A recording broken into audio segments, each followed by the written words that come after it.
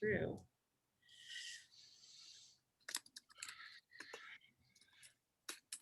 All right, everyone. Well, we might as well get started. It looks like everyone, for the most part, is settled.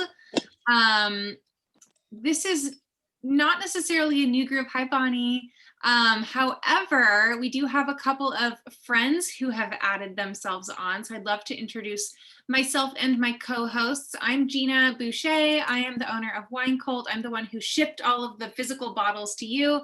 My company is an online wine club and shop. We focus on sustainably farmed wines from all over the world, and have a nice little wine club that we deliver different unique brands and varieties out to monthly.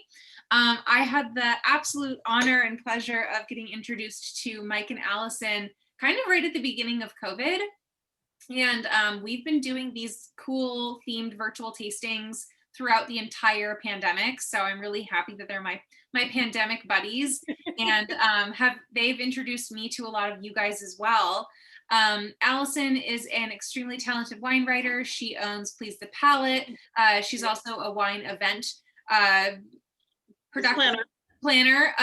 And so she is she's a big part of a lot of different like wine tastings. She's probably had more wine than any of us combined just in terms of tasting. So her palate is absolutely extraordinary. And Mike is the owner of a really cool like YouTube and Instagram wine review channel called Wine Weirdos. And so you can find his 30 to 60 second long wine reviews on many different platforms, but his main ones are Instagram and YouTube. You guys raise your hand just for those of you who haven't seen everyone. This is Mike and Allison. Awesome. Well, you guys are all listening to us kind of dive into the world of Pinot. I just wanted to give you a couple of reminders. Don't unwrap any of the bottles before we do the big reveal at the end. It'll just make it less fun for you. And then you'll know more than we all do throughout this, which will give you a leg up, but it just won't be as fun. So keep those wrappers on the bottle.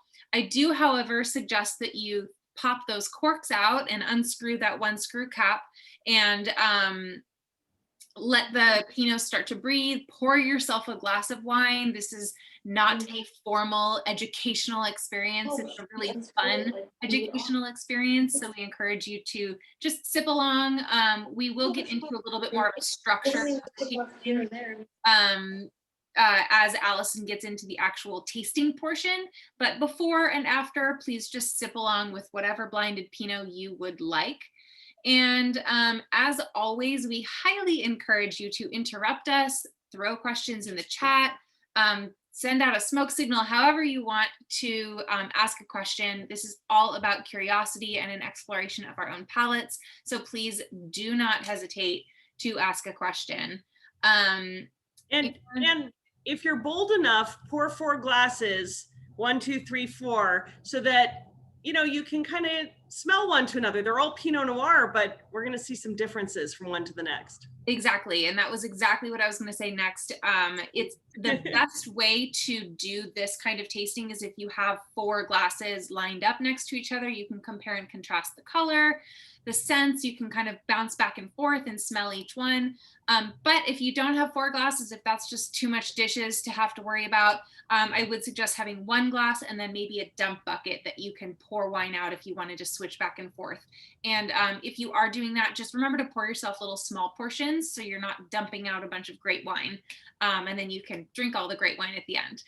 So yeah, with that being said, I'm going to stop talking and I'm going to hand it over to Allison.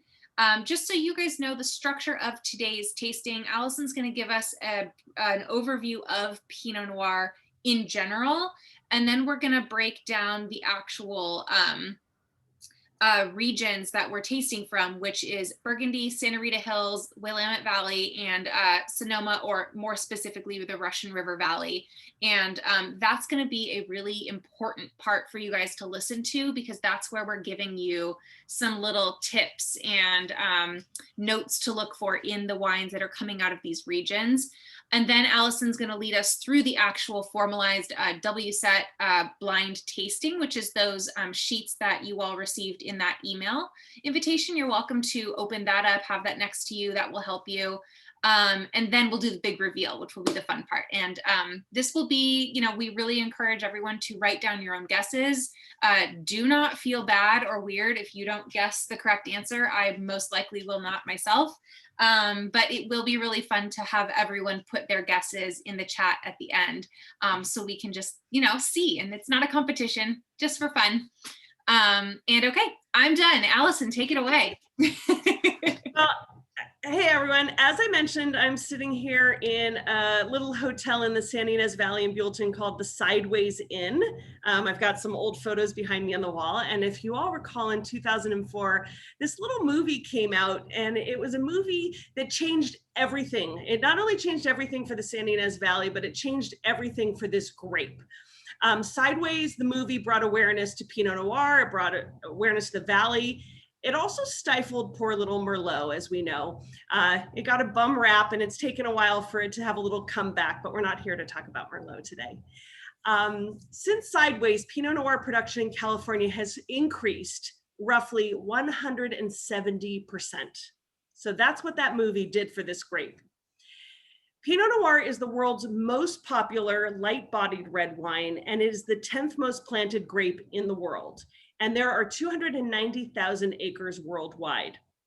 So, you know, Pinot Noir is probably the most romanticized red wine in the world. There is really no other grape that inspires such emotion, such worship among wine enthusiasts. And there probably is not another grape out there, as wonderful as many grapes are, that has reached the level of mystery, of awe, of mythology that Pinot Noir has. So it can be from light to medium bodied. No matter what it is, it makes a red wine that's silky, it's sexy, it's bold, it's complex. And it's one of the few red grapes that's made into red wine, rosé, white wine, and sparkling wine. And volumes of books have been written about Pinot Noir. So Pinot Noir, one other note, in case you didn't know this, because I know you're all Pinot fans, but Pinot Noir is one of the friendliest wines due to its high acidity and lower tannins to pair with a diversity of foods, from fish like salmon and tuna, to mushrooms and duck, to chicken, pork, lamb, cheese, and more. So, I mean, when in doubt, you go Pinot. But not all Pinots are alike, and that's what we're going to discover today. But before I get into that, as coveted as Pinot Noir is, it is also has a nickname. Does anyone know what its nickname is? It's the heartbreak grape. And that's because it's a thin-skinned grape that's known notoriously to be difficult to grow. It's susceptible to several viticultural hazards like rot. And the reason is that the clusters grow in really tight clusters and with the thin skin, so the mold is able to get in there, and the airflow is very limited. So you get uneven ripening, you get mold, and that's what makes the thin skin more suitable to cool climates. And in moderate to warm areas, it's really hard not to sunburn the skins. You know, grapes do sunburn as well, just like us. Pinot Noir also has a tendency to mutate really easily. So if you think about it, remember those grapes like Pinot Blanc or Pinot Gris? Those are both mutations of the exact same grape. They share DNAs with Pinot Noir. So in general, Pinot Noir prefers intermediate climates that have really long, cool growing seasons. And that's why you usually find it in protected valleys or near bodies of water. It really loves limestone soils, and it tends to enjoy the same climate as Chardonnay. So that's why you often find these planted side by side, such as in Burgundy, Sonoma, the Santa Rita Hills, and Willamette Valley, and also Chile, which we aren't tasting today. But in the cooler areas of the Casablanca Valley and the Limari Valley, you have Chardonnay and Pinot growing next to each other. And for those who believe in terroir, and when we talk about terroir, you know, that's that French word that I've probably mangled, but it's something that embraces everything about where the grape is grown. It's the soil, it's the climate, it's the microclimate, everything about that place. Pinot Noir is considered the perfect grape because it reflects climate, soil, topography, and all the cultural nuances. So Pinot Noir does grow around the world, but its home is in Burgundy, France. It is also in Champagne. It is one of the 3 primary grapes of Champagne. There are 7 grapes allowed, but the 3 primary are Chardonnay, Pinot Noir, and Pinot Meunier. And what Pinot Noir does in Champagne is it really increases the structure of the wine, and it is the exclusive grape in a Blanc de Noir wine. Well, that's not true. You can have Pinot Meunier, but made with red grapes. Pinot Noir is also grown in the Loire Valley, and you can find it made as a rosé or a red wine in Sancerre. And it is actually the only red grape permitted in Alsace, France, in the north. So there are 75,650 acres planted outside of, in France. Now, outside of France, some of the more notable regions are California. And in California, this is just to name a few, we've got Santa Rita Hills, Santa Maria Valley, the Santa Lucia Highlands, Sonoma, Russian River, Sonoma Coast, Monterey, Edna Valley. And the one thing I'm saying that's in common of all these places is they're very close to the coast and cooler climates. You also find it in Oregon in the Willamette Valley. And we have about 73,000 acres planted in the United States. Germany, which some of you were with us when we traveled to Germany, it is called Spätburgunder. And they have just under 30,000 acres planted. New Zealand, it's grown in Martinborough in the North Island, Marlborough at the top of the South Island, and Central Otago at the bottom of the South Island has about 10,000 acres. Italy grows it in the Veneto, Alto Adige, Friuli, so all in the northeastern part, and they have about 10,000 acres. And Australia has about 8,500 acres. They're growing in Victoria and then the island of Tasmania. Again, all cool climate areas. Chile, as I mentioned before, has the Limari Valley, the Maipu Valley, Casablanca, and they have about 7,000 acres. Argentina has the Rio Negro with 4.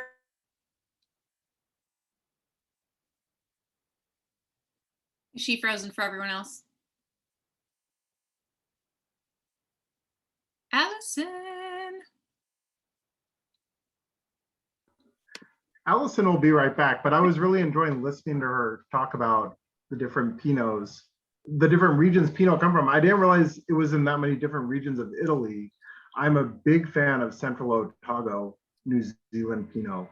It is incredible because it's a very cool climate down there. You've had experience with that, Gina, right? Yeah. Hold on. I'm going to call Allison really fast. Okay. Keep talking, Mike. Anyways, I don't know. Anybody else have any awesome Pinot experiences outside of the regions that we're tasting today? Brandon, Reiser? Well, you and I have been on a number of trips up and down the West Coast, and in particular, I can recall when we tasted at Cobb. Cobb is an incredibly high quality producer, and it's a gorgeous property as well. Right, and it's Sonoma. It's Sonoma like Russian River Valley, but it's even more coastal. It's Sonoma Coast, and I'm going to speak a bit about Russian River Valley and what makes that AVA so extremely special globally. But Sonoma Coast is extremely special because it's a very harsh climate in terms of fog and marine layer. And we tasted at Cobb, as he was mentioning, these are some premium, sort of premium priced Pinots that they make single vineyard, and they're perched up on the hilltop above. Some of their estate vineyards are about 1,000 feet up, but they're literally up on cliffs. If you were to walk to the edge of the vineyard, you'd go off a 1,000-foot cliff into the frickin' freezing cold Pacific Ocean. There's nothing like it. And the drive into there is through these majestic, amazing, enormous redwoods. It's one of the most magnificent tastings we've done, right?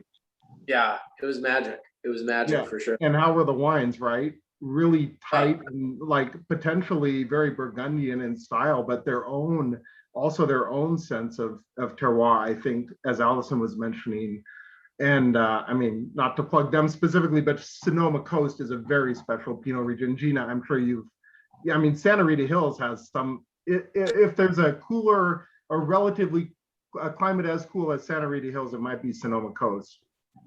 But we're going to get deeper into Santa Rita Hills soon when Allison returns. No, I'm back. I'm on my phone. Awesome. By the way, I was almost finished. I really was almost finished. I'm gonna jump into you guys. No, basically did I get cut off? Did you hear me say Argentina? No. Okay. Where did you lose me? Just so I don't repeat. I'm so sorry. Just after Chile, right? Yeah. Oh, then that was it. So then I said Argentina has the Rio Negro with about 4,500 acres. And then you have South Africa that's also growing Pinot Noir in the Western Cape and Stellenbosch with about 2,500 acres. So, you know, it's really grown around the world, but if you see the common factor, it is all about coastal regions. And then the last thing I was going to say before we jump in is that Pinot Noirs tend to be paler in color. You're not going to get that unctuous kind of clear. There's a transparency to them, and they can be lighter and darker. But there are so many different styles of Pinot Noir within a frame of reference. And they are typically aged in French oak. It is not something that you see in American oak or stainless steel.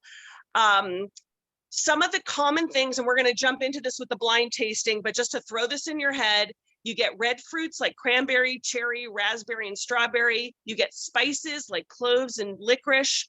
You get earthy flavors like mushrooms and wet leaves. You get woody flavors like tobacco, vanilla, cola, and caramel. And you get medium to low tannins and medium high acidity with aging potential that ranges from 2 years to 18 years or more, depending on where it's from and how much you spent on the wine to begin with. So on that note, Mike and Gina, do you guys want to give overviews about our 4 regions? Yeah, I thought that this would be a really fun, just while we're chatting, I'm just so curious if everyone can put in the chat where your favorite Pinot is from. If you don't know the region, you can say the producer if you just know off the top of your head, but I'm so curious. So while while Mike and I are diving into the 4 specific regions that we're tasting from, please put that in the chat. I'm just so curious. Okay, Mike, do you want to go first or do you want me to? Your call, whichever. I'm fine to go. Okay, yeah, go for it. Could be right. All right, cool. So I'll talk about Russian River Valley and Willamette Valley. Russian River Valley, if you have the link up, you can bring it up, Gina, at any time. It's an appellation that lies at the geographical heart of Sonoma County. It almost has like a heart shape, which is kind of curious. Viticulture in the Russian River Valley traces back to 1876, where the region produced over 500,000 gallons of wine from 7,000 acres of vineyards. And here you see a map. And the reason this map is interesting to look at is because you can see the actual Russian River. It comes down from Mendocino County and then through Alexander Valley. And then down, you can see it sort of traverses the top of the Russian River Valley there. Yes, actually showing on the mouse. And then it goes out through the Sonoma Coast, as we were just mentioning, into the Pacific. The other interesting thing about Russian River Valley that's a little tangential is the Green Valley of Russian River Valley, as it's called. AVA is right there in the heart of the Russian River Valley. I have tasted there, and notably they have sparkling wine. What is the producer? I need to remember their name. They're famous. In Russian River? In Green Valley of Russian River Valley. Not Iron Horse. Iron Horse, yes, exactly. Iron Horse, okay. Yes, Iron Horse, yes, we tasted with them and had an awesome, it's an amazing place. All said, yeah, in the 60s and 70s, boutique winemakers Joseph Swan and Joe Rocchioli Jr. started making Pinot. It earned AVA status in 1983 and comprises 15,000 vineyard acres, over 90 wineries, predominantly Chardonnay, 42% Chardonnay, but 29% Pinot Noir.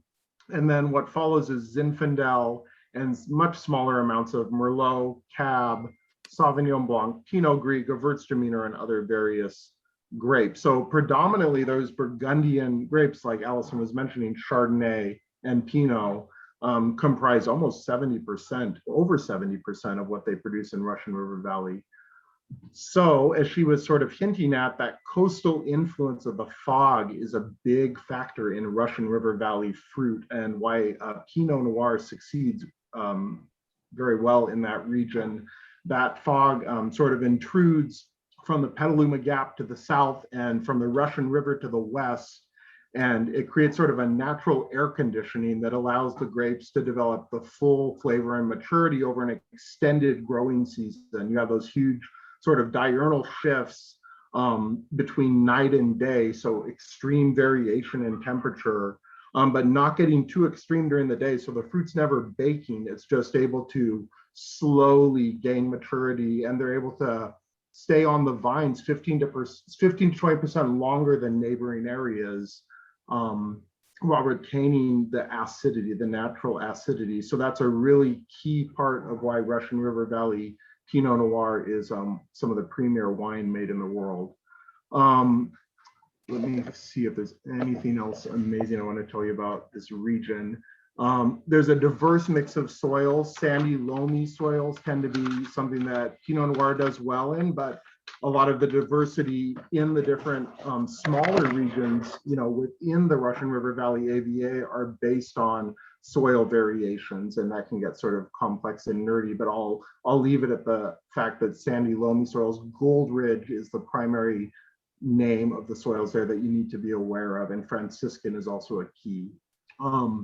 Aromatically, the Pinots in Russian River Valley tend to have a wild strawberry thing that I almost always find present, and some black cherry components as well. They also tend to they lean towards French oak in Russian River Valley, and the colors will be on the lighter side in general, but sometimes there is sort of controversy that they'll use things like Syrah to try and boost the color. Or Alicante Boucher sometimes is used in small amounts to boost the color, depending on the producer though. So not on quality Pinot. There you go, precisely. But there's so much being produced there, so it's going to really depend, right, Allison? Yes, it's only when you, and I have a friend sitting here who I had to tease because the first time we met, we're not talking about Mayomi Pinot Noir, because that is not Pinot Noir. Is it listed as Russian River Valley though, right? Potentially. California or Sonoma. Or Sonoma County. Maybe it's just Sonoma County. Yeah. Cool. So you should find high acid in Russian River Valley Pinots as well, maybe a bit higher than you would find in other regions. Out of curiosity, I'm just wondering if the idea of a long growing season makes sense to everyone. Do you understand that, or do you want a little explanation of that? So the grapes, I'll try it. Tell me what you think. Go for it. All right. So the grapes the hang time is going to be longer. That would be the term they would use. And that's potentially going to let the grapes reach their natural acid levels, natural sugar levels correctly without hanging on the vines too long and becoming overly sweet. If the climate was too hot and they were becoming too ripe and then overripe and raisinated, you'd have an issue, because Pinot does not like that. Pinot wants to be in that colder, stricter, sort of more austere climate where it's sort of being slowly nurtured through the fog, just getting whatever heat it can and ripening accordingly. So slower growing season means usually better fruit. Right, because if you think about this, and I know Gina's going to talk about this in some of the regions she's going to cover, but acid is something that happens in the grapes, and you want this the acid is what's working. The acidity, it's like the little muscle in the grape that's working constantly to ripen. And by having like diurnal shifts where it drops in temperature at night, the acid can rest and not have to work through the night. And with a long growing season, you want your acidity to maintain itself, and you want your pH to develop. while your sugar is developing. And if it's too hot and your sugars develop too quickly, your pH and your acidity have not caught up. So the long growing season, most grapes want a long growing season, but Pinot Noir demands it because remember, it is that heartbreak grape. So if it doesn't have its right conditions, it doesn't perform well. So sidetrack is over. Your Pinot, if it's too hot, your Pinot won't taste like Pinot. It'll taste like some sort of raisinated red fruit thing that's a mess, right? Right. We've all come across and with great disappointment. Shall I talk about Willamette, or do you want to take one, Gina? Yeah, I'll take one. Let's dive into, well, let's just stay in California, and I will talk about the Santa Rita Hills. I wanted to just give a tiny little brief history on the Santa Barbara County wine region in general, and I'm going to pull up a map just so you guys have something to look at while I'm talking. Just one moment. Here we go. So the map that you're all are looking at, oh wait, no, that's not the right one. I think that was it. Was it? Oh, my computer. Yeah. Okay, my computer just had another one pulled up. So the map that you guys are looking at is all of Santa Barbara County, and it extends, well, is Santa Maria is part of Santa Barbara County? No, it's not. It's just all grouped in as kind of like the other Pinot producing region. But I'm going to be talking specifically about the Santa Rita Hills, which is this westernmost region here. But there are other AVAs or American viticulture growing areas like Happy Canyon, which is the farthest east. Santa Ynez Valley is kind of like the overarching, encompassing wine region that kind of has all of these in them. There's Ballard Canyon, there's Los Olivos, and then what's the newest one that just got designated? The newest one is Los Alisos Canyon. Yes, and that I believe is kind of right there. Right. Somewhere around there. And they're working on a Los Alamos one. Yes, and Los Alamos is right here. So they'll probably fill out this map just a little bit.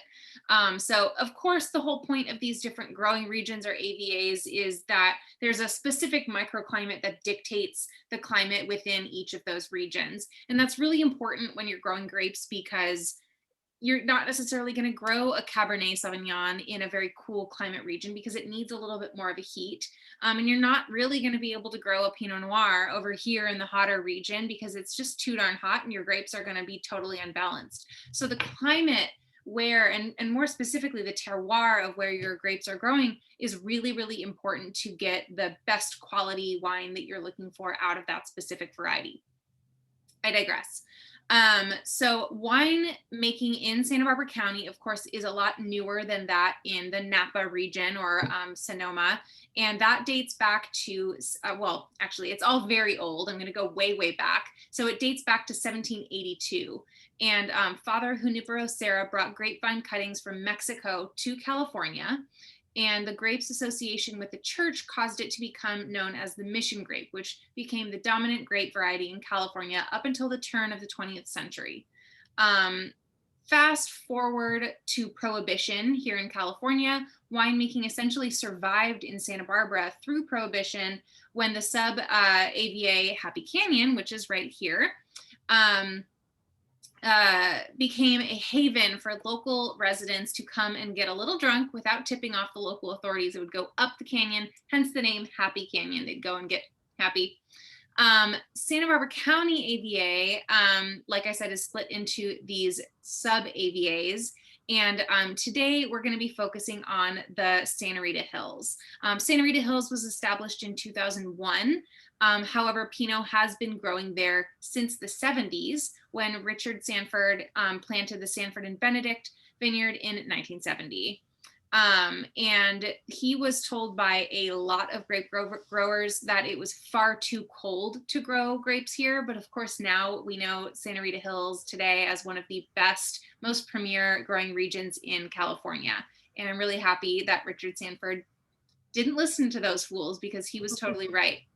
A personal aside, so if you heard me say the name of that vineyard, the Sanford and Benedict vineyard, I have had the great honor of meeting Michael Benedict. He was the mentor for one of the previous winemakers that I was the general manager for.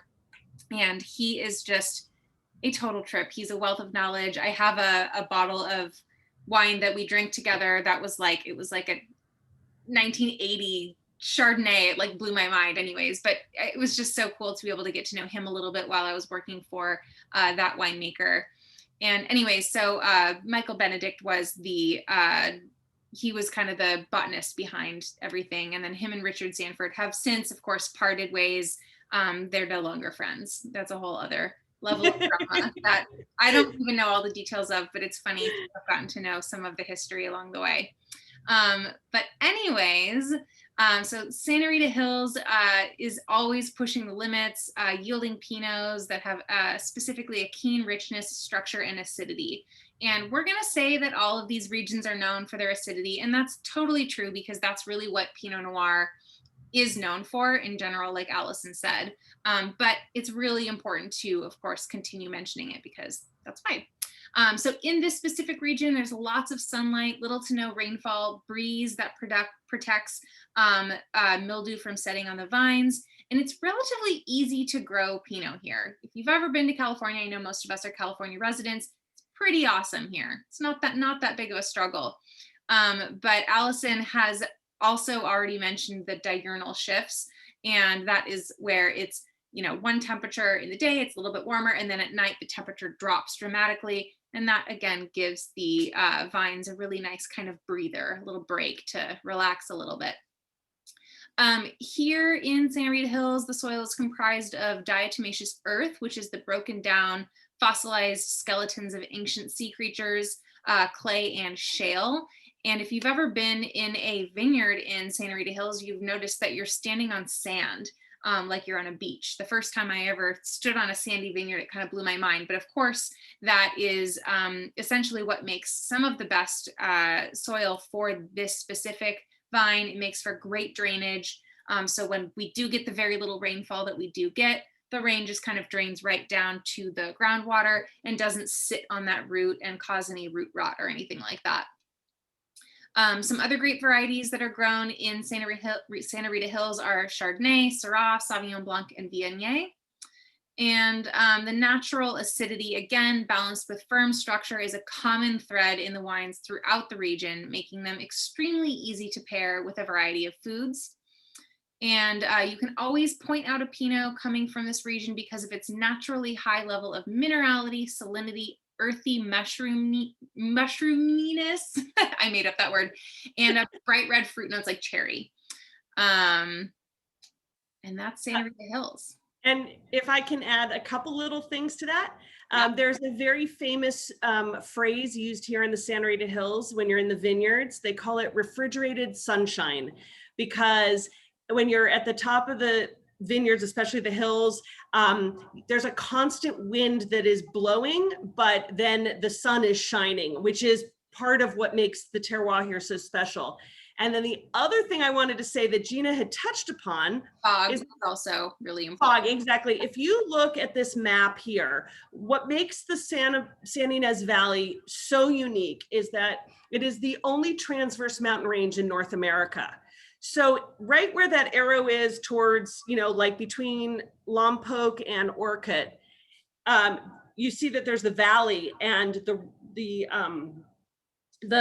the fog comes in the morning and it crosses across the valley all the way to the Happy Canyon district. But for every mile you head east, it gets a degree warmer. And to Gina's point before, you grow Cabernet in Happy Canyon because it's 15 to 20 degrees warmer than Santa Rita Hills on any given day. And that's a 15-minute drive, and you'll see a difference. And that's what makes this region so special. So that's my little plug. And then another note on the transverse mountains, we're one of the very few transverse mountain ranges in the world. And it is the mountain range runs from east to west as opposed to north to south. So rather than a mountain range blocking the ocean wind from coming into the valley, it's like acting as a funnel. And that's really, really, really important for our growing region. Another cool thing about those transverse mountains is that it allows our tiny little wine country to grow almost any single variety in the world. And that's because we have so many of those different microclimates that have such a huge range of temperature in each one. Awesome. Yeah, it is an incredible region. I've tasted there many times, and that freezing cold wind coming in June or July is always startling when you're tasting out there in the afternoon. I've also been to Willamette Valley quite a bit. Has anybody tasting been to Willamette Valley? Brandon, I know you've been. Okay, a couple people. All right, so Willamette Valley began serious wine production in the 60s. In 1987, Drouhin bought 100 acres, and Drouhin's a big player, their family, in Burgundy. So that sort of raised some eyebrows. They were like, what's going on here? If Drouhin's interested in this region, shouldn't we be? Because of the similarity in climates, horticultural exchanges between Oregon State University and Omavins, which is an office of Vin de France in France, were established in 1980, and Raymond Bernard further cemented the Oregon Burgundy connection when he provided Oregon vintners with Pinot Noir clones. So there's been kind of this collaboration from the sort of dawn of Willamette Valley winemaking with Burgundy. The important, one of the reasons for that is the midpoint of the Willamette Valley lies at 45 degrees north latitude, which is the same as Burgundy's Côte d'Or. So vintages in Oregon tend to parallel those in Burgundy. And I'm not sure if that's the same anymore. That was the case for a long time. Oregon wineries have always been small family-owned affairs, just like in Burgundy as well. So there's multiple parallels and kind of a sister city thing going on between Willamette Valley and Burgundy, and some collaboration as well. The boundaries of the Willamette Valley AVA were established in 1984, and since then, 7 new smaller AVAs have been created within the northern portion of Willamette Valley AVA. The Willamette Valley has a cool, moist climate and is recognized worldwide for its Pinot Noir. Soils are significantly different, however, in Burgundy and Willamette, and rain in summer is rare in Willamette, where it can sometimes be an issue in Burgundy.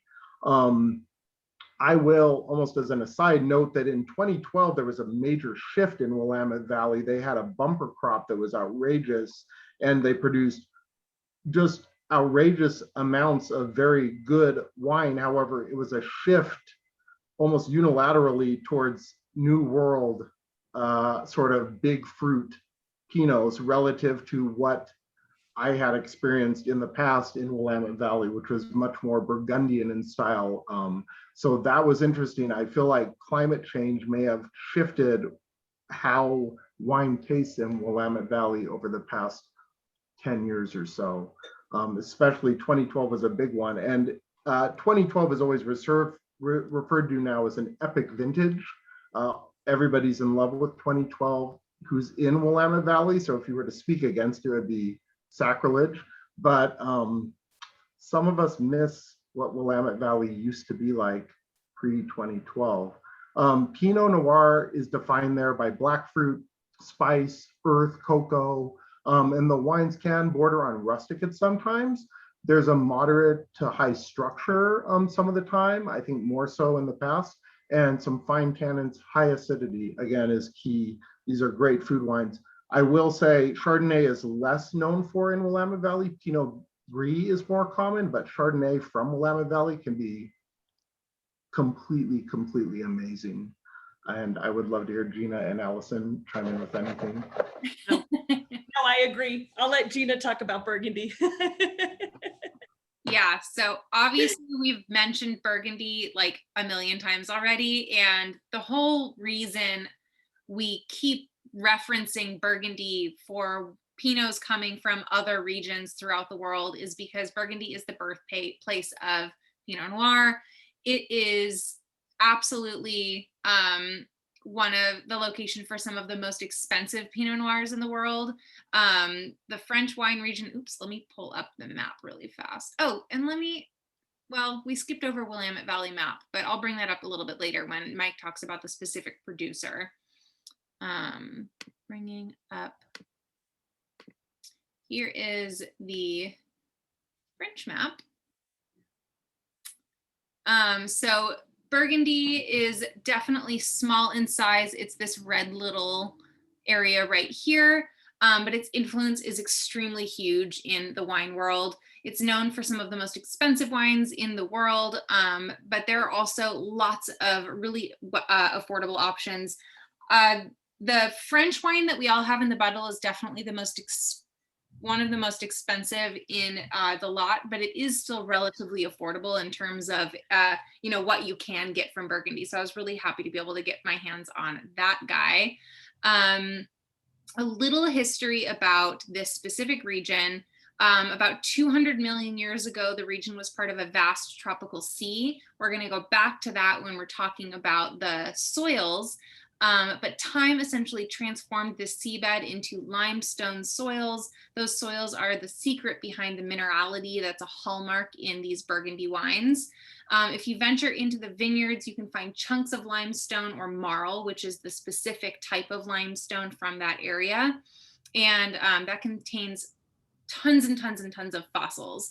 I've never actually been to Burgundy, France, but here in the Santa Rita Hills, you can also find fossilized creatures within the diatomaceous earth as well. So the winemaking specifically goes back to the Romans in the 1st century, but it was the Catholic monks that really established the vineyards in the Middle Ages. And these guys grew the grapes for the church. Again, church is kind of a constant throughout winemaking history, but they made the wines for the aristocratic dukes of Burgundy. And then the French Revolution essentially returned the vineyards to the people who today pride themselves on their attachment to the land. And the personal relationship to the land has over time inspired the growth in organic and biodynamic viticulture and winemaking today. And there's a whole new wave of winemakers, the new young cool hip winemakers who are really into the biodynamics and sulfite-free wines and stuff like that. The wines from Burgundy are known for their elegance, aromatics, and complexity.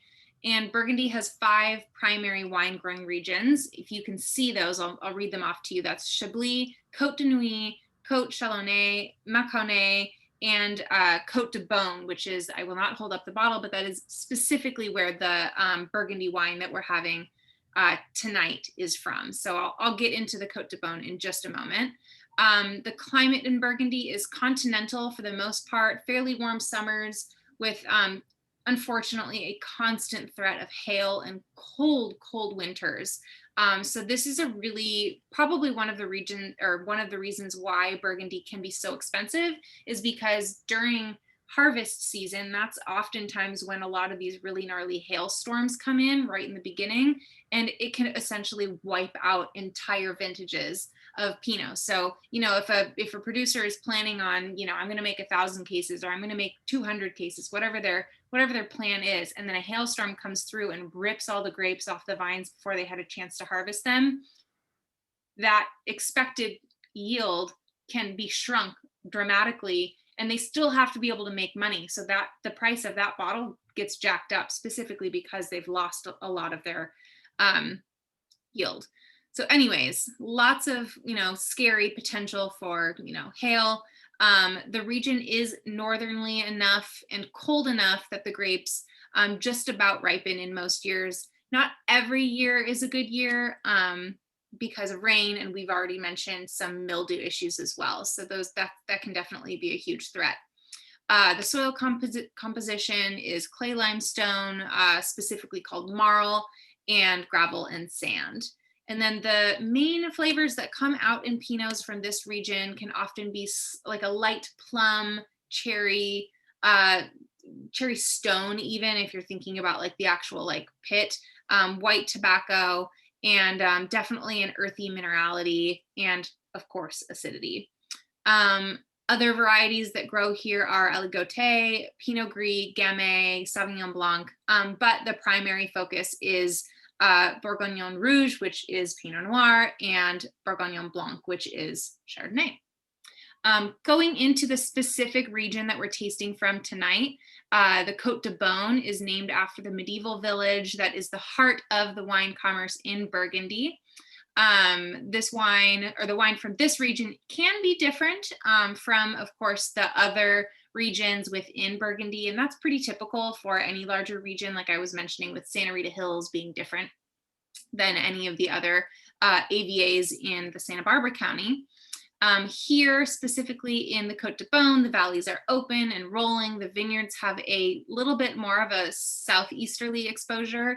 And Chardonnay is actually one of the main varieties that comes out of this region. But of course, we're tasting our Pinot Noir tonight. And the Pinot Noir is definitely just still fantastic as well. So yeah, I don't want to give away my tasting notes, but yeah. Should we get tasting? Let's do it. So when we're blind tasting, and this is not a full blind tasting because we know we have Pinot Noir today, right? We have 4 Pinot Noirs in our glass. I had shared with you the WSET system of tasting wine, and when we're blind tasting wines, this is not a way to say it's a guessing game in many ways, and it's something we can have fun with, but it's also a way to assess a wine that once you kind of learn this process, it's how you approach tasting wine all the time, or should. I mean, I have to practice it in my head all the time.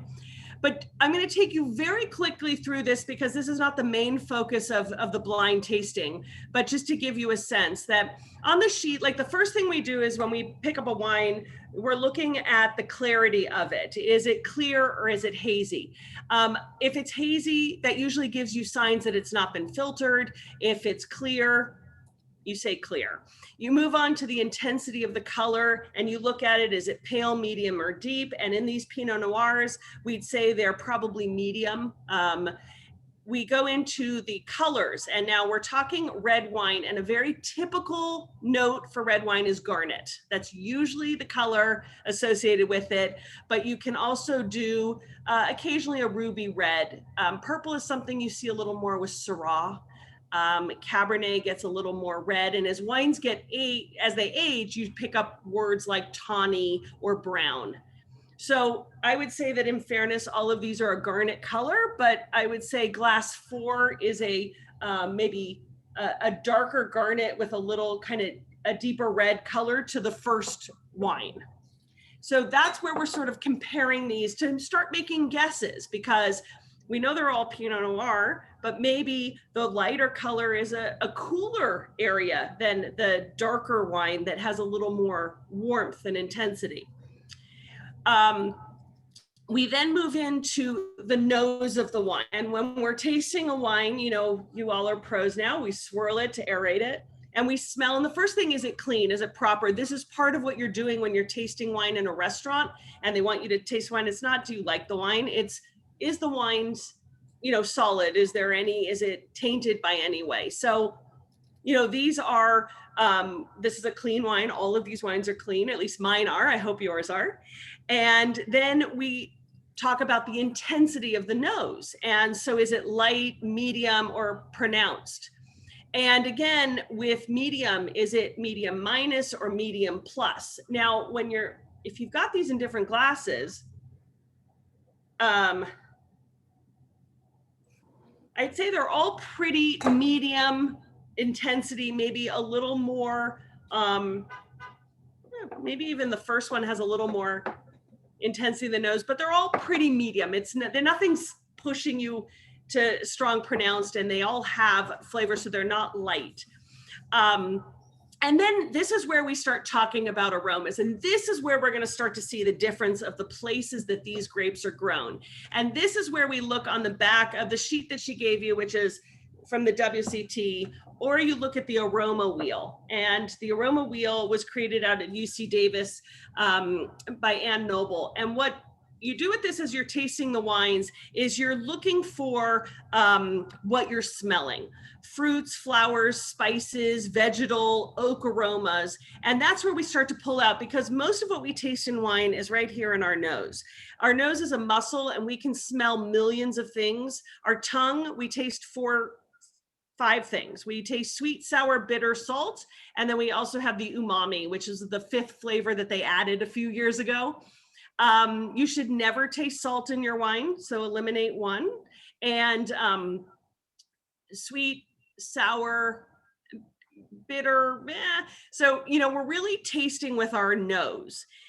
And then we jump into the palate where we taste the wine, and that's where we assess sweetness. If it's dry, these are all dry wines. The acidity levels, which we can talk about in comparing them as we taste. Our tannin levels. Now, acidity is more of the tickle on your tongue, and tannins are more the sensation that you get here on the side. And if it's drying in the back of your palate, those are usually oak tannins. If it's more drying or you feel that texture on the side, those are fruit tannins. That's coming from the grape itself versus the oak that the wine is in. Obviously, we're also tasting and smelling for alcohol levels, body, is it medium bodied? All these things that we're going to find pretty similar with all of these wines. So where we're really going to see a nuanced difference is in the aromas and maybe in the mouthfeel. And I don't want to waste too much time on the blind tasting because we don't have 4 different wines where you're guessing the grapes. We're going to kind of work on the places. So let's taste the first wine. Wine number 1, which I think was labeled number 4. If you guys want to type or go off mute, what are some of the aromas you smell?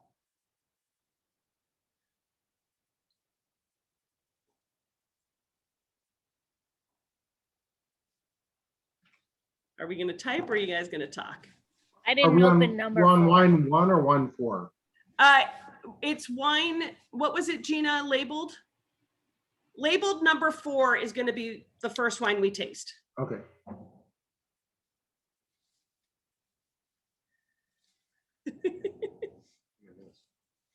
Okay, so fruit aromas. What kind of fruits are you getting? I see cherry and earthy. I see Gina. I was going to say, if it really helps if you haven't pulled up the flavor wheel that we put in the email, that is super helpful. It makes you feel a little bit more confident about what you're guessing. It tells you all of the different flavors. So if you haven't pulled that up, if you don't have that in front of you right now, pull it up. It will help. And then we can throw all of our scents that we're smelling and things that we're tasting in the chat. Right, so we're gonna start with fruit. We smell fruit. Are we getting more citrus? Not really. Berry, definitely. There's cherry, little raspberry, even a little strawberry. And with all of them, I'm getting just kind of the straight fruit. I'm not getting it to be jammy. I'm not getting it to be stewed fruit. I'm getting just having the berries. Any herbaceous notes on it? I don't think so. You're all muted, so I'm trying to watch the thing. It's a lot of berry. Unmute yourself. This is the point of this exercise. Yeah, let's get into it. There's no wrong answer. I know that I got some berry. Lots of berry.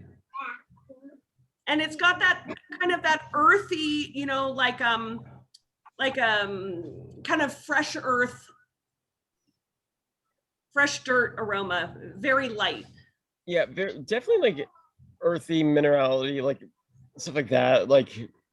And what was also interesting about this bottle, which I'm wondering if I'm picking this up, like when I first poured it, so I didn't let it aerate or anything, it almost tasted more tannic because I was getting like a weird structure like in my mouth, which I don't think it was exactly tannins, but it was a weird structure. And then like after it's been in the glass for 15-20 minutes, it's now gone and mellowed out. But I'm wondering like what would have caused that. Just probably needed some air because these little tight little babies are locked in the bottle, and Pinot wants it wants to stretch its arms and breathe a little bit, But yeah, so we're getting mostly kind of berry and earth aromas. I'm not getting a lot of spice on it. I think it's a fruit forward. Now, when you taste it, describe what you're sort of tasting. And Ryan, I don't know what you're tasting now that it's sort of opened up a little, what you're getting off of it.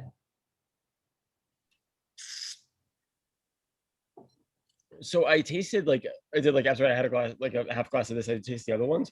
This one is definitely more subtle. It's very, I do get like those fruits, but it's definitely more of earthy, dirty, almost like those type of flavors that like. Yeah, I get the earth and that minerality and kind of a sour cherry that follows through on the palate that you get the cherry in the nose and it follows through like a sour cherry. I think it's got nice acidity that creates that mouth watering, that salinity, that saliva that you get in your mouth. And it's got, you know, nice soft tannins there. It's sort of that lightly rough. It's kind of like a nice sandpapery tannins. And I don't know, Gina, do you want people to guess now or do you want to move on to the next one? Write your guesses down. Don't share them with the group yet. I think we should work through this exercise with each of the wines. And then at the end, we'll share. Okay. So wine number 2, Gina, why don't you lead with this one a little bit on what you're tasting and smelling? And this is labeled number 2. Is that correct? That's what you're saying, Allison? Label number 2 is wine number 2. Okay, so everyone, if you only have one glass, dump out what you had before. This is wine number 2. This one to me is definitely a little, just ever so slightly fuller bodied, but not by much. There's still a beautiful acidity to it. So going back to that, because we haven't tasted it, you'd probably say that it's more like a medium plus intensity on the nose than a medium from the first one. Sorry, I've been sipping on that one, so I'm already moving on to what I'm tasting. Yes, okay, so yeah, let's talk about. Or the nose might be medium, but you're right. If you've been tasting it, go ahead with your full body. No, I ruined that one for myself. Definitely a lot of kind of bright notes to it, not necessarily as bright. I get a really beautiful, almost like orange, but not overwhelmingly so. And again, this is just my palate.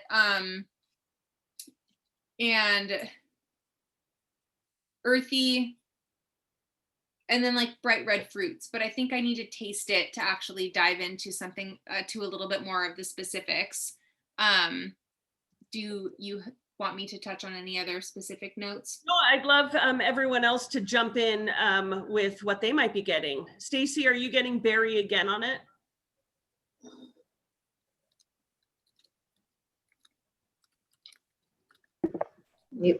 Yeah, we're getting try number 2. Definitely after fruit, some berries, and I'm also getting kind of like some tobacco. Mm-hmm. Yeah. And you know, it's interesting. It's very fair to say berry. There's no issue with that. And if you're pulling out a little more cherry, if you're getting a little more cranberry, if you're getting a little more raspberry, blackberry, you know, if you can pull those notes out as descriptors, great. But if you're getting red fruit, you say red fruit. If you get berries, you get berries. I mean, you do not have to go into some crazy thing. Black tea you might get, I don't know on this wine, but you don't have to get into like, oh, it's I was, when I was doing my level 3 at WSET, there was a psalm in it who was also studying for his advanced psalm at the same time. And he'd get, it's a, you know, like he'd say some weird tea, like a jasmine Earl Grey blend with a balsamic reduction, da, da, da, da. Get geeky like this. Be straightforward, because again, if you figure out that you like one of these wines more than the other, or prefer 2 of them, if you can describe the difference between them when you go to a restaurant for the mood you're in, those terms of red fruit, a little spice or a little tobacco, those are the helpful words. If you start pulling weird crap out of, like, you know, trying to sound fancy, that's not going to help the buyer who's trying to help you. So I'm going to tease Aaron right now. He's my business partner and my husband. His favorite tasting note for a Pinot, one of the Pinots that we drink of often, is it reminds him of his first, and I'm sure most of you guys have heard this, it reminds him of his first El Nino season when he was a child, the rain on the asphalt. And I crack up every time he says that, because he's not wrong, but that is such a specific, nerdy tasting note that, like, if you, like, who's gonna know what you're talking about? Like, you're not ever gonna go to a store and be like, I desire a Pinot Noir that reminds me of the first El Nino season when I was 12. Like, it just cracks me up. But that's how specific you can get. But those are all your own personal scent memories. So totally just. So yeah, much easier to say like wet asphalt after a heavy rain. Yeah. Oh, I was gonna say, I feel like I smell leather, maybe. Okay, Like- absolutely. And that falls into that kind of, earthy category. And also if you look on the wheel, when we get leather, where is our little leather guy? Reading around in a circle. It's definitely, this is one of the best wheels I've seen. Some of them are a little bit more basic, but this one really, I like how it breaks it down from like spicy, and then it gets like even deeper into like which specific spices. So this is AC Noble, who was a professor at UC Davis. This is the original wheel. And everyone has co-opted it by creating the Zinfandel wheel and the Sauvignon Blanc wheel, and ones which are great to have because they're very specific with many more aromas and flavors specific to those grapes. But this is the classic one. So we are talking on a very high level of categories with this. But going back, so we've gotten leather, we've gotten tobacco, we've gotten berry, we've gotten earth, a little minerality, I think I heard. Are we all good with that? How about taste? What are you getting on the palate? This is so beautifully balanced to me. I get like a tiny little bit of nuttiness, which it almost feels like you get that like fatty richness on the palate. Definitely like a slight mushroominess, but also really beautiful red and black fruit notes. If I'm going to dive deeper into the like fruitiness, probably a little bit of blackberry, maybe a little bit of strawberry. But like when I dive into strawberry, I even think of like the soil that a strawberry would grow in as well. So even maybe like wild strawberries or forest fruit. Sure. Yeah, absolutely. So make your guesses and write them down. And now we're going to move into wine number 3. Awesome. I think this wine clearly has strawberry coming in, wild strawberry, maybe strawberry with the green. Which number, 1 or 3? Wine number 3 is number 3. So we're on 3? Yeah. I think wild strawberries is in play here. I think that I'm smelling a little bit of the green, the stems on the strawberries too, which I like. And it's very pretty. This one's very perfumey. There might be some sort of raspberry even, or cranberry. It smells juicy. It smells fruit forward. Fruit is dominant here. And there's not that much else going on. I'm not getting much detection of oak. So whatever we want to say about that. What do you think? Again, with the oak, all these wines spend time in oak to some Right. degree. Oak, but More yeah, or less, right? I mean, there is a little touch of vanilla in there, a touch, but I'm getting a little more spice, kind of like Cinnamon. a brine, the brown spice, like a clove or Sure. or Licorice, even, kind of. I'll make the broad statement of brown spices, and I agree. It's got this really kind of elegant, sexy nose to it. It's really pretty. It's very alluring. It's very alluring. Yeah, I like this a lot. On the palate, definitely acid, but it's fruit forward. So this to me is very versatile. This you could drink alone as well as with food. This to me is a juicy Pinot. This is less on the earthy side and more on the fruit forward side would be my takeaway. And really easy to drink. And it has a nice texture on the front and middle of the tongue. And then it kind of, it doesn't drop off, but it's all about kind of the acidity and the juiciness of the back. I get a little bit of kind of like a strawberry fruit leather on the finish. I agree with you. It's a really pretty wine. It's juicy and fun, but not in a bold way, in a very kind of elegant way. Not in a stupid way. I think it's lovely. Yeah. Anybody else have any thoughts on this? Because we are not necessarily right. Yeah, lots of berries, like you said. I also have plum, but definitely very fruity.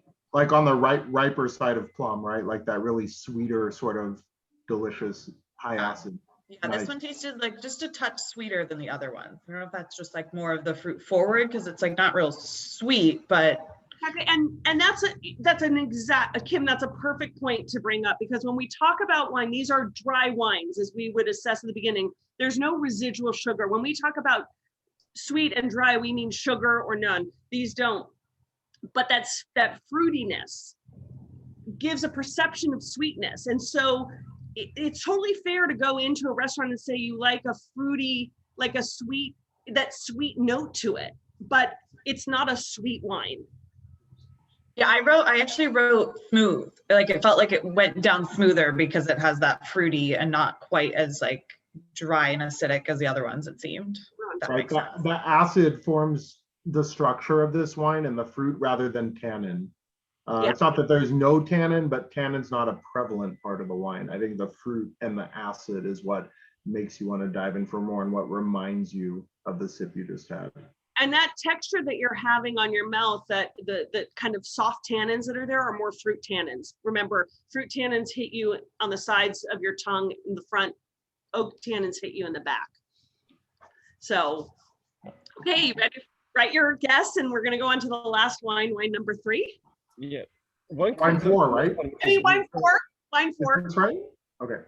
We were One quick comment on this one, which was interesting, is that like texturally this is different because like it's all hitting like the top of my mouth, and it's like in the finish is like it doesn't fall off like you were saying, Mike, but like it's smoother. It's like it's that, and you get a lot of oak on the nose too. So yeah, I agree with you. Like it'd be good on its own or with food that I don't know what to food to pair with, but yeah.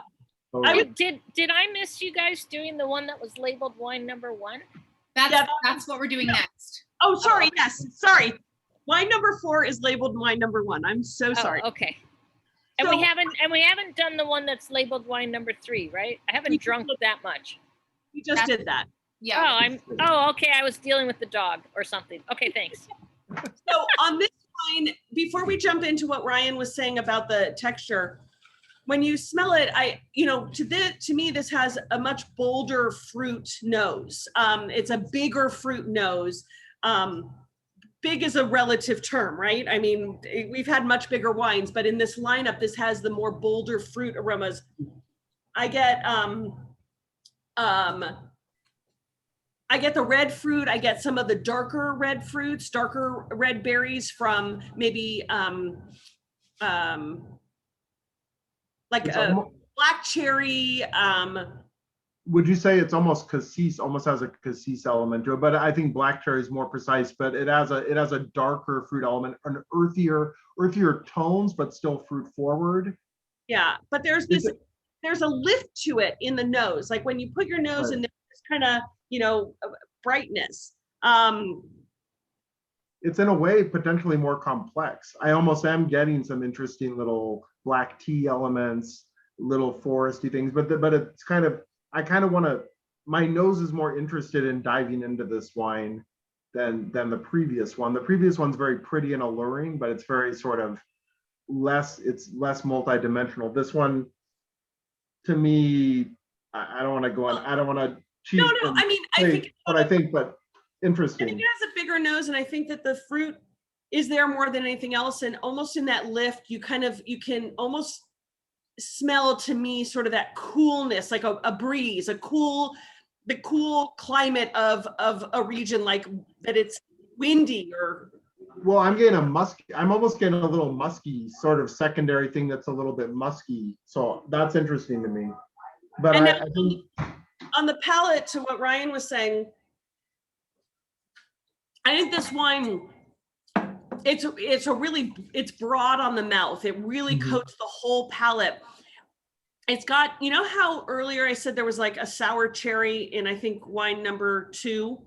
This one has that kind of sour cherry as well, but also some really nice, I think there's an herbaceousness, but not in a underripe way. There's a nice herbaceousness to it. It's a little more grippy on the tongue. And to me, this has this to me has that sour element, and it's wonderful. It's delightful, and it's much more of a food wine. This to me screams for meat. Like this really wants to like. I'm going to disagree with you on one thing. This is Really? not more of a food wine. This is just for a different food than the others. Precisely. Yeah. I guess for me, well, for the previous one, I feel like we could have went, like we were talking about, could have went without food. This to me, I think will be more satisfying with food. I'm appreciating it because I think this one is almost more pure in character as far as Pinot goes, but we're getting super subjective and nerdy. Like, I'm curious who else has thoughts about this. Super sour cherry, but it's also hard because you're following this one. That's true. That's a good point. It's being paired against the previous one that has that super fruit forward. And again, you know, when you think about food with each of these, maybe doing the third one would be with something like, you could enjoy it with some like grilled chicken. I think with this one you can citrus in this one. Having lamb. I think the second one I would have with like maybe chicken with mushroom, because bringing in that earthy element. So it's really about watching how the wine is going to change with the food. And what would be fun, whatever you're making for dinner tonight, you would taste 2 or 3 of these. Hanging the tartness and the acidity, like this is super high acid. And somebody was saying citrus, it almost has like a blood orange thing going on the finish, right? Yeah. If you've ever had blood oranges that are those super high acid, red colored fleshy oranges. I mean, it's a California thing, I think, but like, wow, I really get that. When somebody said that, I was thinking about that. I want to pair this one with like a slightly creamy fish dish, like a lobster cream pasta or something, you know, with like a soft red sauce, not like an intense red sauce, but you really want something. So as a counterpoint then? Yeah, exactly. You want to balance out the acidity. I would even have it just with a nice piece of salmon, because salmon is a fatty fish, and that could work really well with the brightness of this wine. Absolutely. So who wants to make guesses? 1, 2, 3, and 4. Well, okay, let's formalize it just a little bit more, Allison. So you all have your numbers of the bottles in front of you. There is Burgundy. I'm not numbering with my fingers. I'm just saying there's the Burgundy wine, there's Russian River Valley, there is Willamette Valley, and there's Santa Rita Hills. If you want to, and everyone do this, we're not going to talk and we're not going to say anything until everyone has their answers up in the chat so everyone can participate. Put out what wine you think each numbered bottle is. Yeah, don't worry about what numbers on your label. No. Oh. You have to worry which numbered bottle. That's why they're there. The number on the bottle, guess which region that's from. Okay. So we don't have bottle number 2 because I dropped it.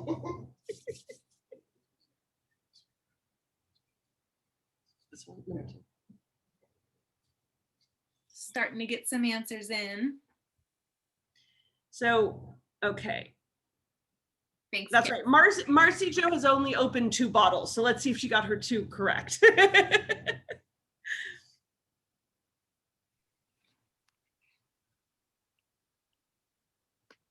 Now, just to check, you guys are writing 1, 2, 3, 4 in the order we've tasted them? Nope, it's by the label on the bottle.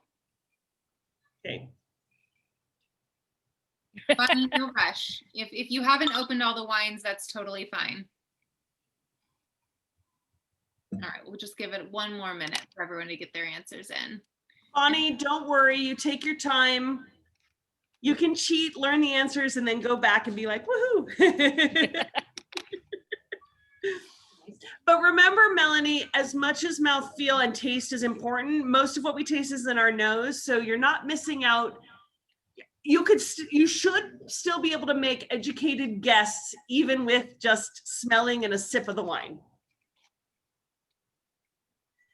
We won't let pregnancy hinder you. I feel like it's the comparison. The comparison is what's so hard, because feel like You gotta go back and forth and you can't go back and forth. I also want to just take more pressure off of people. I am horrible at blind tasting. I've been working in the wine industry literally half of my life. The only wine without fail that I get when I'm doing a blind wine tasting is I can guess a Santa Rita Hills Pinot out of like a hat. And that's basically because I've worked with Santa Rita Hills Pinot specifically for vineyards that I've worked for like 6 years. So that is exactly how much time it's taken me to train my palate to be able to guess one region. So this is just for fun. And this is just a fun exercise to be able to educate yourself on the specific region. So, and also one other thing just to remind you is that when we're blind tasting wine, this is not like you got it right or you got it wrong. Blind tasting humbles everyone. It is an exceptionally humbling experience. So hopefully what blind tasting wine does is it takes any preconceived ideas you thought you had about wine, because it reminds you that you just have to keep an open mind as you taste. And also remember that we have 4 wines today that we have selected as representatives of 4 regions. And if you really, really, really want to understand Santa Rita Hills or Burgundy or something else, you know, you've got to be able to taste 4, 5 or more from the same place. And again, in Burgundy, to what Gina said, you would want Côte de Beaune, you want Côte d'Or, you want Côte de Nuit, because they're going to be nuanced different. So this is just a smattering to give you a little sense of the similarity of Pinot from different places, but also the diversity within the regions. But if you really want to delve into it, it's fun to say, take 4 Santa Rita Pinots, taste them and see where the similarities are and then where the differences are because of winemaker style or whatever else. So this is just for fun. all right, guys, can I do the grand reveal? Go for it. Okay, I'm really excited. You're all almost so right. It's really cool to see everyone's responses. There is one person who got them all right, and I'm laughing, and you'll know why when I'm laughing. Again, doesn't matter if you're right or wrong. Number 1 was Santa Rita Hills. Number 2 was the Willamette Valley.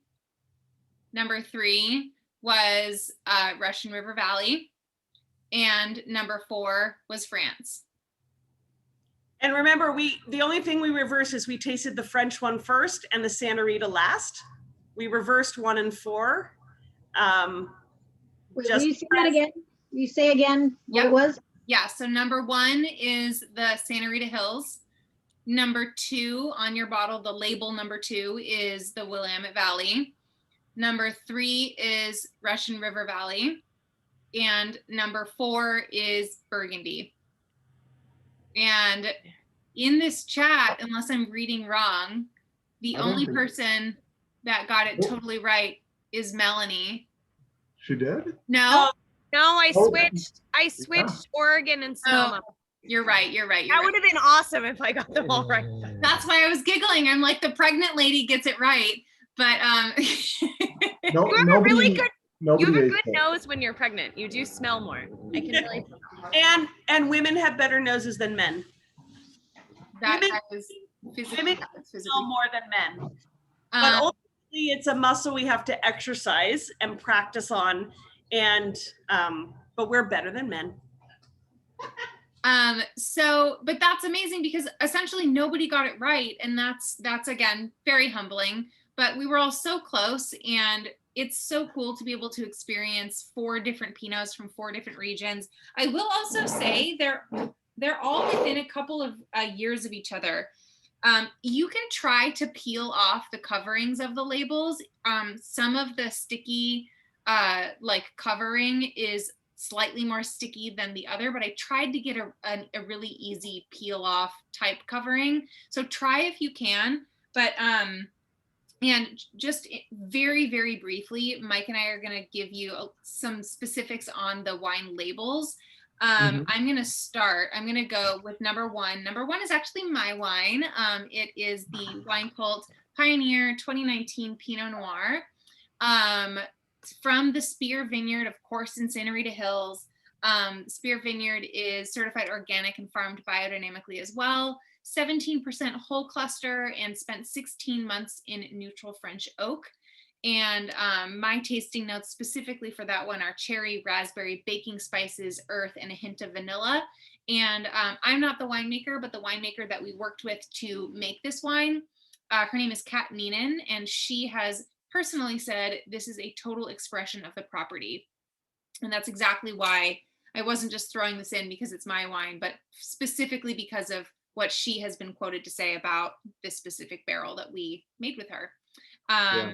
It's a terrific example of Santa Rita Hills Pinot. I've had, this is my second bottle. I'm quite into it. Eric, wait, which one are we on? The Patent Valley, right? So Willamette Valley, Patent Valley is the winemaker for the Willamette Valley Pinot Noir. And it's so cool if you look at their website, if you just Google Patent Valley, they look so down to earth. It's very Portlandia. They're all holding like these weird farming tools and looking very, you know, serious about it, but you could tell it's very tongue in cheek. I like the personality of them on their website. Both the vineyard and winery are certified sustainable. That's a very important overarching theme for them. Their ethic there is a light but deliberate hand. So when they choose to engage and intervene in the winemaking process, they're doing it very specifically and deliberately, not just kind of messing things up. So that's kind of that ethos. The vineyard is 30 acres of clonally diverse Pinot Noir, Gamay, and Chenin Blanc, and they want to responsibly and sustainably grow in the Willamette Valley. It looks amazing. I want to visit there. They're in Gaston, which is kind of in the north west sector of the Willamette Valley AVA, kind of up on the up a little more towards the coast and a little bit closer to Portland in that respect. It looks like an amazing place to go taste if you check it out. And then Eric Kent is the winemaker for the Russian River Valley. They do 3,500 cases a year. Their wine labels are kind of one of their key elements. They have these cool, this is the wine for the wine that you have, the label. They are designed by highly talented and not yet exposed artists. And they've had over 100 different artists on their labels. They've been around for quite a while now. And this wine featured, I think, that classic sort of strawberry, cola, cinnamon, herbal thing going on the nose, and then that sort of wild mixed berry, fruit forward approach on the palate. I think it's a really nice example of Russian River Valley Pinot Noir, and the price point is amazing because Russian River Valley Pinot Noir can be very expensive. Gina?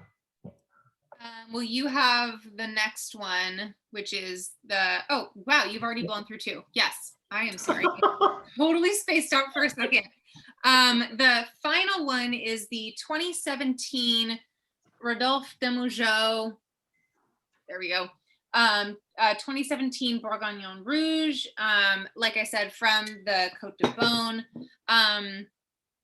Allison has the only sample bottle that we could get of this one. This was literally, like I said, it was the most expensive one. And I was really excited because the importer that I work with, she not only, like, we would not have been able to get Burgundian wine to fit into the price point of this, but she gave us these bottles at cost. So essentially she made no money on these just so we could all have this educational experience. So I'm really, really happy. And Allison has the bottle, so I wish I was with you tasting tonight. I've got 3 friends sitting around me who are enjoying it, so I am envious. I wish I was with you. Again, we'll have to do one of these tastings in person. But so a little bit about this wine. It's from a single parcel of a 0.47 hectare land located specifically in Malossi. I'm probably pronouncing that wrong. Which is a super small commune between Saint-Romain and Pommard, which is further back towards the west and off the coast into the higher wine country. The soil composition is heavier in limestone rocks with smaller stones and more pale whitish brown soils. It's a colder site than most in the other in that range, and then it's one of the last that's harvested each year. It's 100% of the grapes are destemmed and placed in cement and stainless steel vats just during the fermentation process, and then allowed to start. They use native yeast fermentation, and that lasts about 2 weeks. And then once it's pressed, it's settled into a tank overnight and gravity fed into old French oak barrels with less than 5% new wood. So just a tiny little touch. And then it's aged in 95% used or neutral French oak barrels between 1 and 6 vintages of use for 10 to 11 months. And there is just literally a touch of sulfites added right before the wine is introduced into the bottle. So yeah, really, this one's super low intervention, as is the first one, the Pioneer, which is my wine. And the other two are, I mean, still very sustainably produced, but slightly more conventional compared to number 1 and number 4. But yeah, you guys, we did it. We did a blind tasting. And thank you, Allison, for putting those in. Number 1, Santa Rita Hills. Number 2, Willamette Valley. Number 3, Russian River. And number 4, Burgundy. Yay!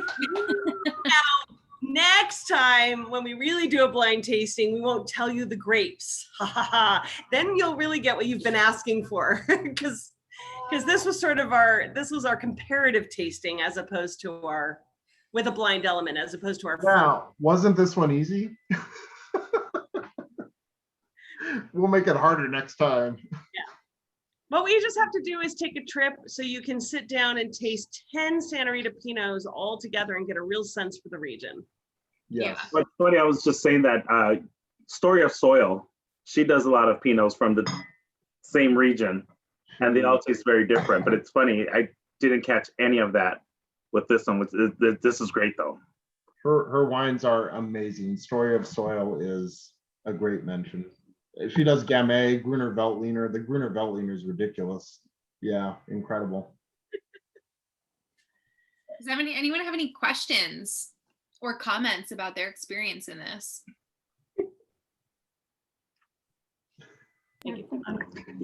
So with these, you were stating, you know, the different regions. What's a big difference with the soils in between all of them that make them taste so different?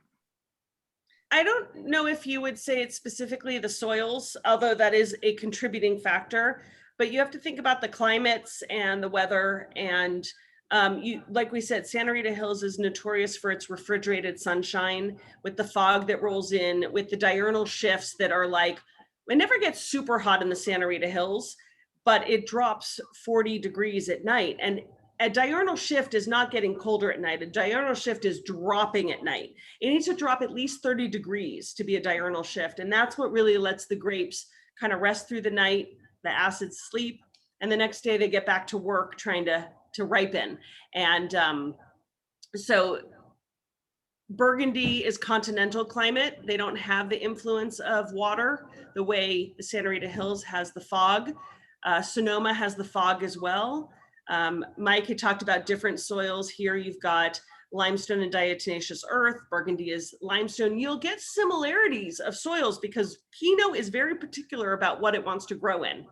It does not like to grow in certain places or certain soils.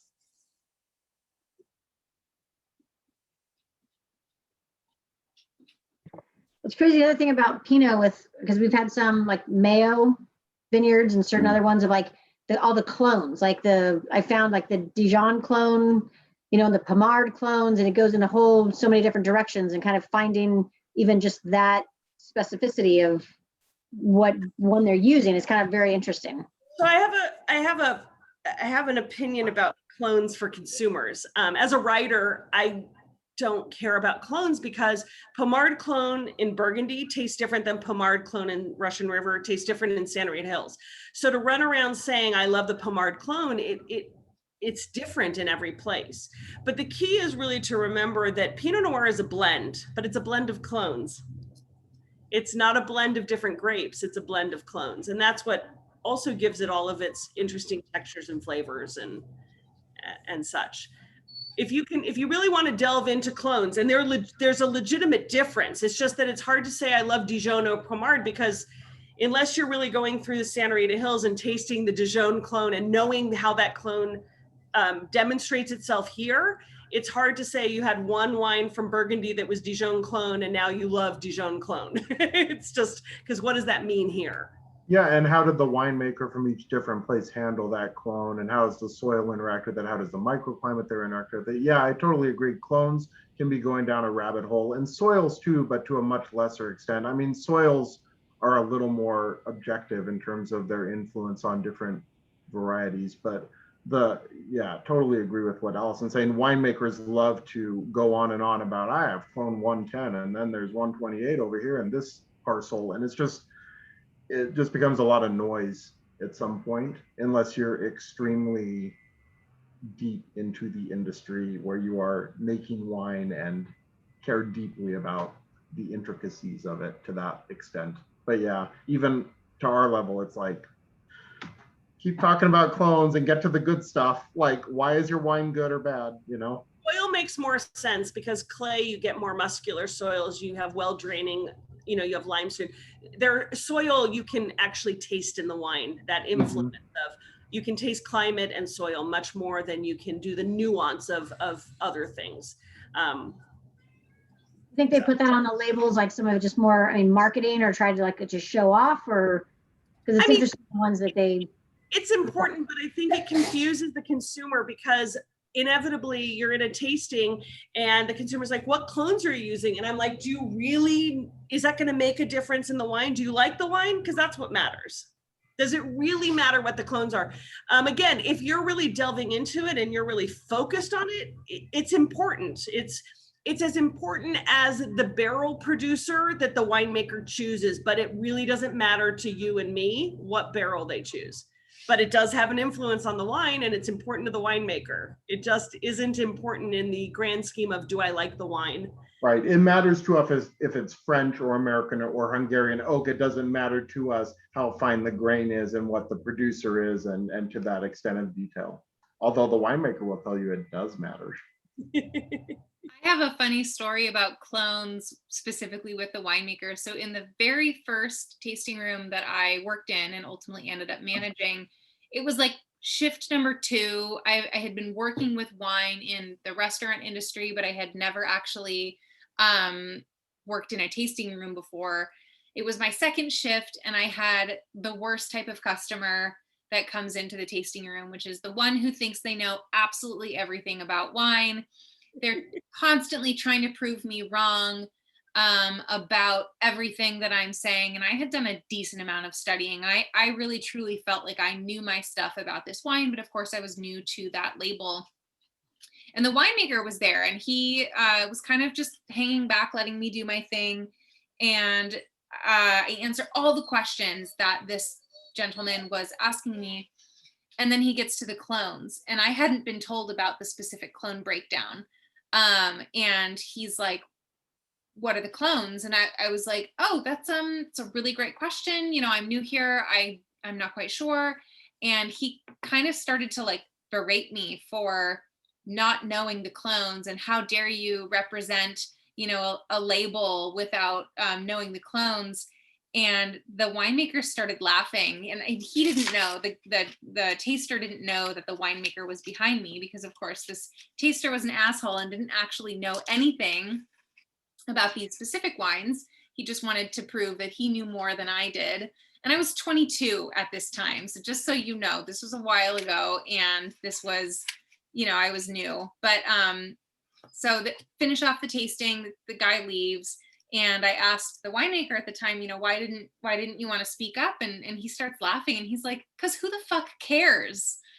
And that was the winemaker. And that was another very like humbling point. Like, of course, if you do care, it's important to know, but you don't really need to like shove it in anyone's face that like, this specific clone over another. And it was such like it felt like a nice hug that the winemaker was like, it doesn't matter. 99.99% of these tasters do not care about the clones. If they do, that's awesome. And they should be inquisitive, but not rude about why they, know more than you. So that's my funny clone story. My friends appreciate it in case you didn't hear them. Good, good. Yeah. It's also really I- funny when winemakers get all like, who cares about their own wine. I love that. Yeah. So are we going to see everyone at our next series? Yeah, so we're going to be doing an island tasting. We're going to be doing a series of island wines. We are working on finalizing the specific islands, but we have some fun information that we'll be releasing to you guys probably in the next couple of weeks. And then we will do, I think we're aiming for a 4-part series. We might end up combining 2 islands to bring in a little bit more of a diversity, but we're still working that out. So we hope that you all will be able to join us for that. And again, if you want to partake in these series, but if you know that you're going to be traveling, we always record these. We'll always release them to you, so you can watch them. Or I always make it an optional, so you can purchase 1, 2, 3, or all 4 of the classes, so you can really customize the packages for yourself. So you will all get notified about that upcoming series. And if you have any questions, please feel free to shoot us an email. You will be getting a follow-up email with I've got literally 3 bottles left of all of the wines except for the number 1, which is the Santa Rita Hills. That's because it's my wine. So I have a bunch of that. So if anyone wants to purchase those, I'll make those available. I only have 3 bottles left of the other 3. But we'll make that available for you. We will give you the recording so you can watch this if you wanted to gather a little bit more information in case you missed anything. And then you'll get more information about how to join us in our next tasting. Thank you so much for joining us. Have a fantastic Friday evening. In case anyone was wondering where Aaron is, it's his birthday. So he's out celebrating. I'm going to go join him. And we hope you have a wonderful evening. Tell Aaron happy birthday. I will. Thank you so much. Thank you so much. This was Thank great. you. Thank you. Thank you guys for joining us, and enjoy your Pinot. Yeah, this was great.